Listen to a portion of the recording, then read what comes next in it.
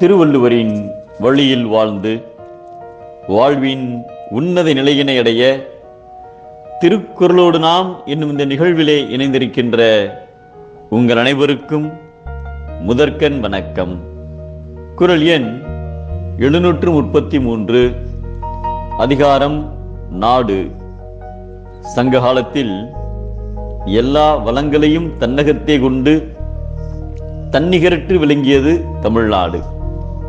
சேர நாடு வேளமுடைத்து, பாண்டி நாடு முத்துடைத்து, சோழ நாடு சோறுடைத்து, தொண்டை நாடு சான்றோருடைத்து என்பது நம் தமிழ் பாட்டி அவையின் வாக்கு.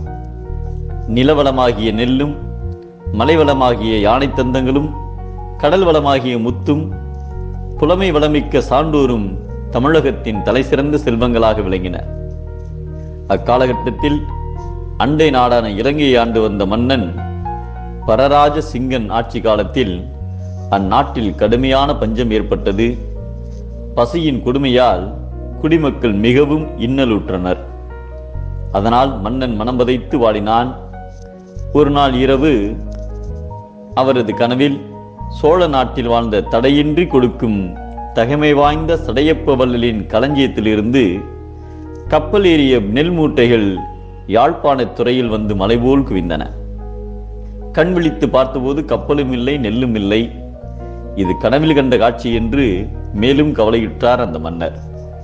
இருப்பினும் ஈழ நாட்டின் துயரம் தீர்ப்பது வளமிகுந்த சோழ நாட்டின் உரிமையன்றோ என்று சிந்தித்தார். இல்லை என்று சொல்லாமல் எல்லையின்றி கொடுக்கும் சடையப்ப வள்ளலிடம் வேண்டுகோள் விடுத்தார்.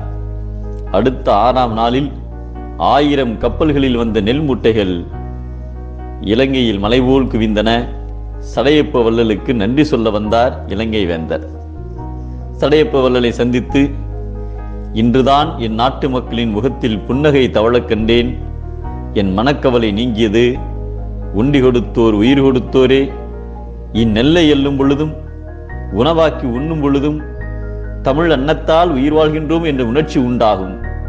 உம்மால் என் நாட்டிற்கு வந்த துன்பம் தீர்ந்தது.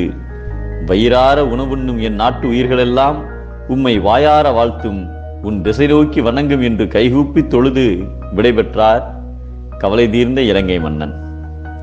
வேற்று நாட்டவரின் துயரையும் நீக்கி அவர்களை பாதுகாத்து தம் அரசனுக்குரிய இறைபொருள் முழுவதும் கொடுத்து காப்பதே நல்ல நாடாகும் என்பதை பொறையொருங்கு மேல் வருங்கால் தாங்கி இறைவர்க்கு இறையொருங்கு நேர்வது நாடு என்கிறார் நம் தெய்வப்புலவர் திருவள்ளுவர்.